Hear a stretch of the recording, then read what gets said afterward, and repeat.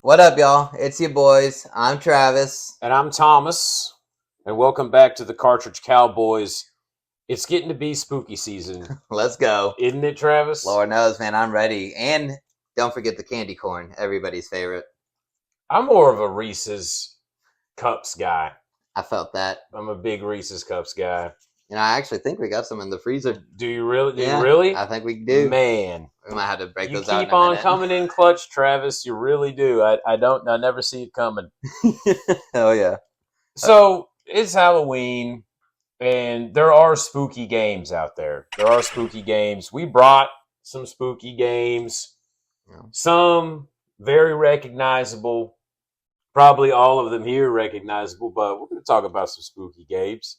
Yeah, And maybe some other things going on here in the retro gaming world. Right, Travis? yeah, Lord knows, man. There's always something going on, especially during Halloween. Everybody likes spooky season. They like playing Halloween games. It's a time of the year where you're going back to old classics that you love. So it's just a good time. I remember playing retro games with my buddies every Halloween. We would go do some trick-or-treating or whatever, and we'd always come back to my place and shoot up the Super Nintendo or the 64. Okay. So I got a lot of gaming memories with my friends during Halloween. So what a great season. I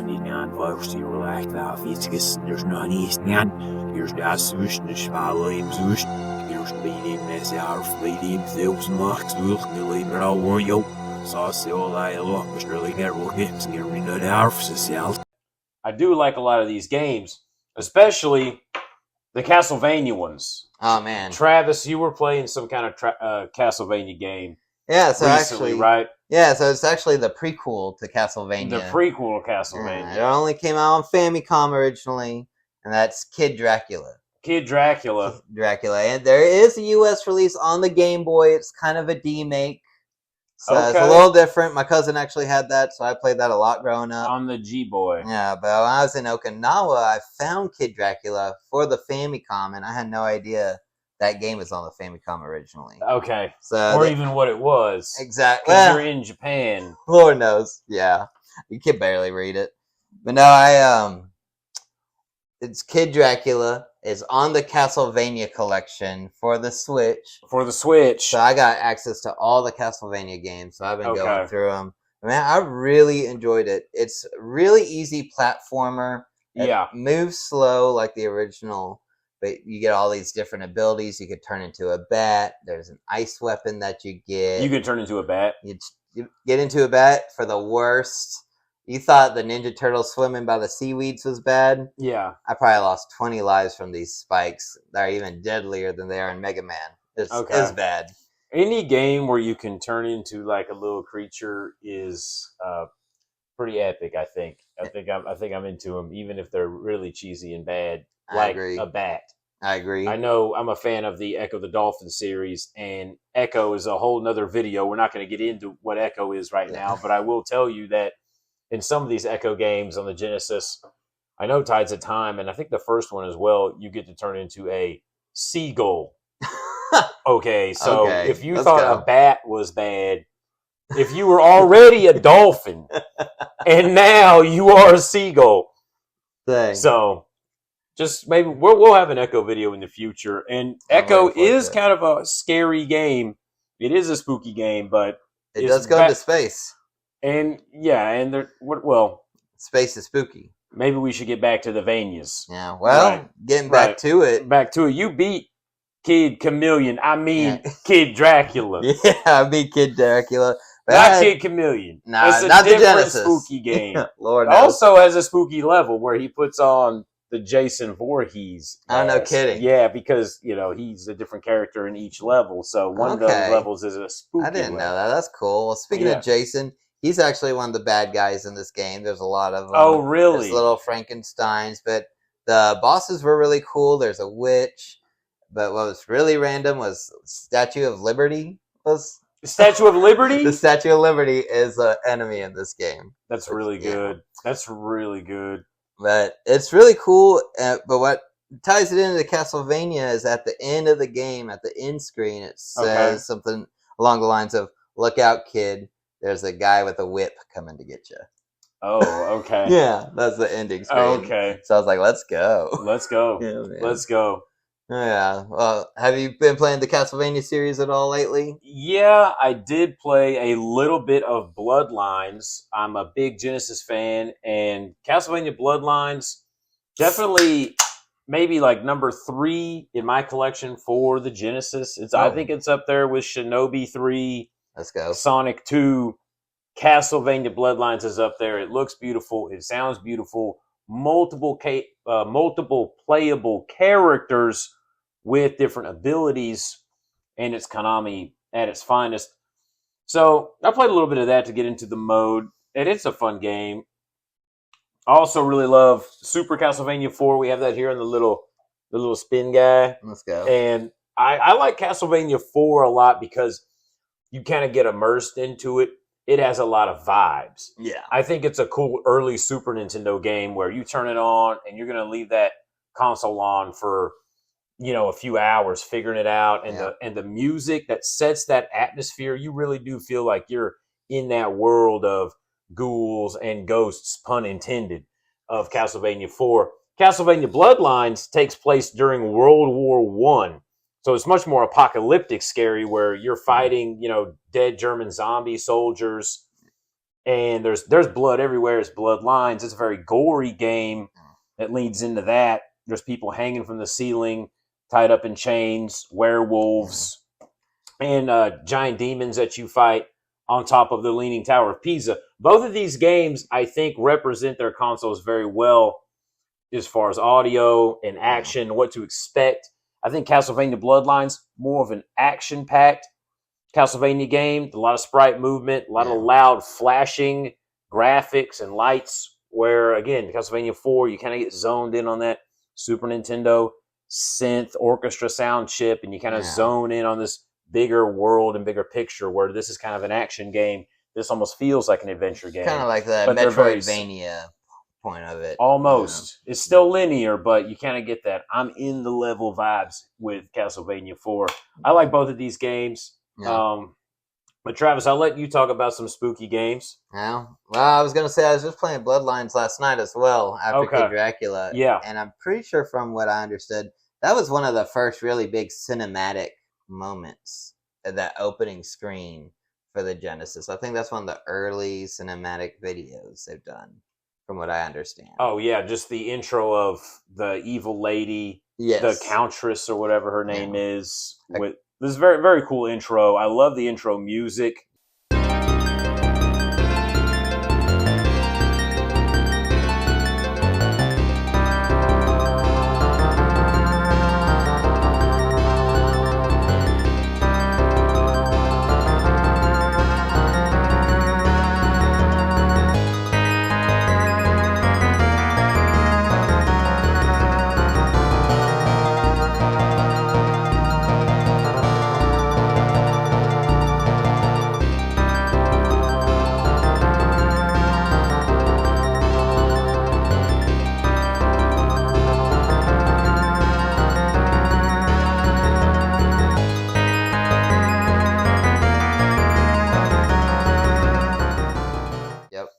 I love the blood coming off of the title screen on it. And you just go straight into the original Castlevania level from the first one. I thought that was really cool. It is kind of, it's just the first level from the first game, kind of upgraded. Different boss. You don't fight the giant bat. You fight a werewolf instead. That was dope. That was dope. Yeah. And then you still get those, like, Loch Ness monster creatures. You still get the ocean creatures. And Bloodlines, again, it takes place during World War One, and apparently this evil Countess lady is trying to use the dead from World War One to resurrect Dracula. That's right. And so you're going to Italy, you go to Germany, you go to England and France and Greece and all over Europe on this big tour throughout the game, which gives it some kind of cool world travel appeal, where like, oh, this is the Greece level, this is the Germany level, this is the Versailles, France level. So those are really cool. Where something like Castlevania, the original, we kind of always in Dracula's castle. lair. You're or in the whatever. lair the whole time. That's cool. Well, I can't wait to. I'm just starting Bloodlines for the first time, and I'm really hoping to get to the German level because it is also Oktoberfest. It is about to be Oktoberfest. Yes, sir. Right. Get some bratwurst and some pretzels. You know what, man, so speaking of spooky games and stuff, kind of brought it up with the Metroid Dread is a great Metroid Halloween Dread. game. Okay. And it was teased by Nintendo for almost 15 years. 15 under Dread. years. Yeah, they kept bringing up Dreads coming and little Easter eggs, and it took forever, but it's scary. Okay. My heart would race all the time. There's this, I think it's called an EO that's chasing you throughout the game. Mm-hmm. You can parry it. You basically get one chance to not get killed by these things. Okay. And it is insane. You're basically having to hide from it almost like Metal Gear the entire time until the end of the game whenever you're finally fully upgraded and everything. Nice. There's great story, quick little 8-hour playthrough, super fun. You're moving fast. Okay. Just like every great Metroid game. And then Luigi's Mansion, classic. You can't think of Halloween games without thinking Luigi's Mansion. Okay, we'll get to Luigi's Mansion, Yeah. but I wanted to ask you about Metroid Dread before we move on. Let's go. Because I've played Metroid Prime. Mm-hmm. I have Super Metroid. Yeah. Love that game. I haven't beaten the OG game, but I own it and played many hours on it. Yeah. And this is more of a horror theme. Now, Samus, she was already put in kind of a survival horror environment in those other games. Those other games are already kind of creepy in a science fiction kind of way. Yeah. 100%. They reminisce things like Alien. Yeah, well, like I said, space is scary. Space is scary. Isolation. The Last Frontier, too. Last Frontier. Aliens are out there. Yeah, dark there's holes, one coming right now. Holes. Yeah. An alien right here? Yeah. Lord knows. But yeah, man. So this one, it's a lot like Super Metroid. Same style. First-person shooter adventure. Not first person. It's like a side-scrolling platformer. Oh, okay. It's just like Super Metroid. Oh, Super Metroid. So good. Gotcha. Yeah, I think you're really going to enjoy that. It's not like Prime, where it's almost like a Halo knockoff. No. We've got a new contact. Unknown classification. It isn't one of ours. Take it out. This is Spartan 117. Can anyone hear me? Over. Isolate that signal. Master Chief, you mind telling me what you're doing on that ship? Sir, finishing this fight.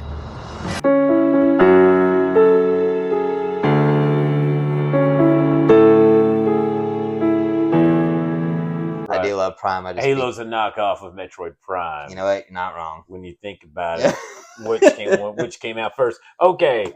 Right. No. But yeah, no. So Luigi's Mansion, though, this is a launch title as well. That's what I was going to bring up. That's the game of games Yeah. on the GameCube, and I do not have a copy yet. Oh, I know that the entire GameCube and Nintendo community out there right now is like, Thomas, who are you? How do you own a cube and not own Luigi's Mansion? Well, right. We're not all... We don't have 300,000 subscribers where I can afford every game. Yeah, we need your help. Well, I don't know if we need their help, but I'll find it one day. Yeah, I remember that game being set up at McDonald's back when we were kids. Nice. When this stuff came out, and they had those little kiosks at the McDonald's. Yep. You played GameCube. You had this game. I never knew what in the world I was doing in that game, but it's cool for Luigi to get his moment in the moonlight, if you will. Lord knows. So tell me about Luigi's Mansion. I've never played it. You never played it. I did not know that. Except for at McDonald's. Yeah. That's cool. Well, you're basically inheriting a mansion that happens to be haunted, and you got to get all these ghosts through a vacuum. So you're just vacuuming up ghosts. You gotta shine a light on them, vacuum them up. You get them kind of like a flood. It's like made flood. by the same professor, right? Yeah, it is. Professor God. Okay. So you give all the ghosts to him. He gives you power-ups. But there's some weird ghosts. Like there's a giant baby. There's a creepy twins, like from the Shining movie. There's like twins like that. Okay. It's super weird. An old lady, I believe. Big fat dude. You just eating it up the whole time. He's just eating. So you're just basically got to feed him more food till he explodes. It's super weird, super fun. It's just a good game, and of course Mario's got to be in it somewhere. He's trapped in a picture frame, so Of course. yeah. But hey, at least it's not Peach getting saved this time. Mario's got to get saved every once in a while. Why not Right. have your big brother help you out? Right. And Luigi playing into his role. Look at him. He's all like, "Now what's going on?" Oh, I think that's how they created that role, is through Luigi's Mansion. I don't think he was ever like a scaredy cat until this game. That's kind of what I'm getting at. Yeah, so. But perfect spooky game, perfect for Halloween. I might Yeah. even throw it in once I'm done with Bloodlines. Okay. Yeah, I want to play through Bloodlines again because I've beaten it a number of times, but only with John Morris, Okay. who is the traditional character with the whip. He's like a Yeah. Belmont descendant From Texas. from Texas, dog. Let's go. Let's go. He's the cartridge cowboy He's the OG. tearing down Dracula. But there is Eric Lacorde, the other character who has a spear.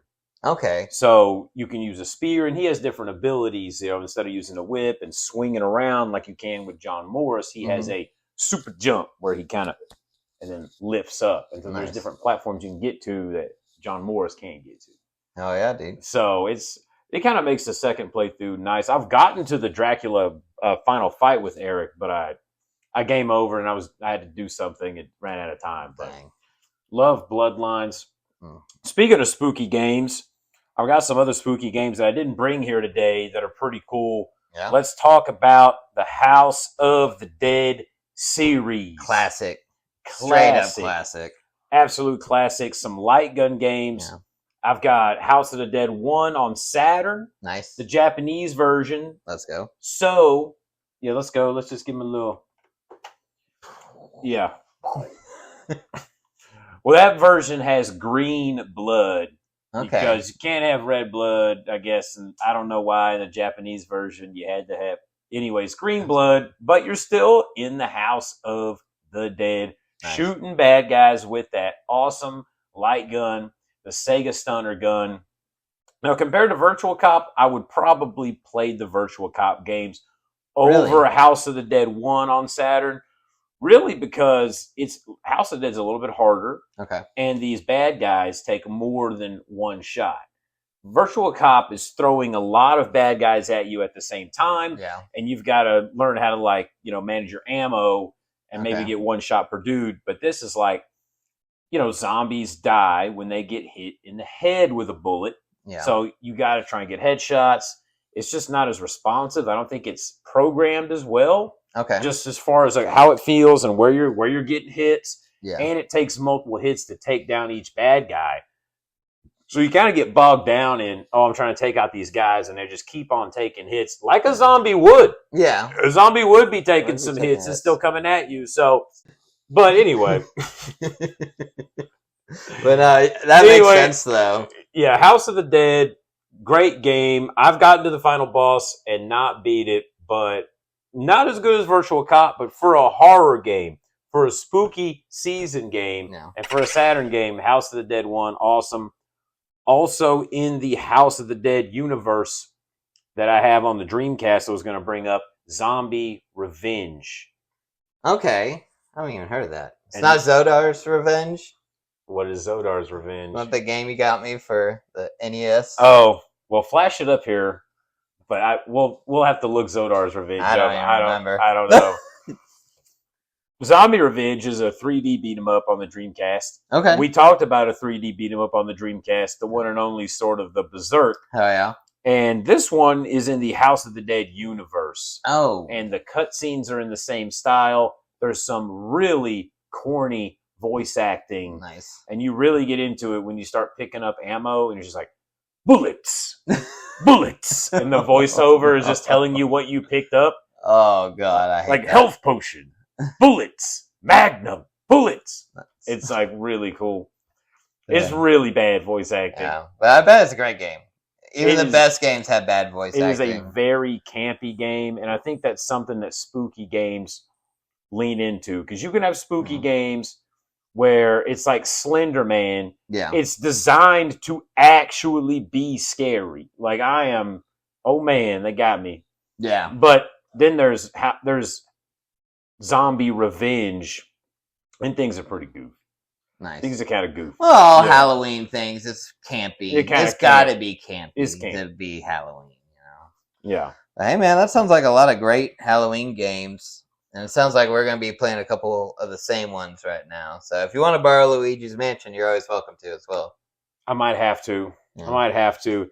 It almost looks like there's some kind of spooky game series that we're forgetting here, but I don't know. It'll come to me next episode. Yeah, I think it's one that you had to like never find ammo. There's some game where you run out of ammo and then the zombies are in a room and you gotta like run past them or something. It's But then I can't get it. I don't know. I don't know. I ran out of save ink. Now you can't save. It's just There's some game. What's that name of that game? Is it Silent Hill? I Oh, think it's that other one. Yeah. It's that other one. yeah, Red Dead Redemption. Red Dead Redemption. That's it. That's it. All right, man. Well, hey, I hope you have Hey. a happy Halloween. I will have a happy Halloween, and we're gonna have some happy time gaming on these spooky games. I might shoot up some zombies on House of the Dead when I get back. All right. Well, hey, I might meet you over there and shoot some too. Sounds good, guys. Well, hey, enjoy your Halloween, and we are the Cartridge Cowboys. We'll see you next time.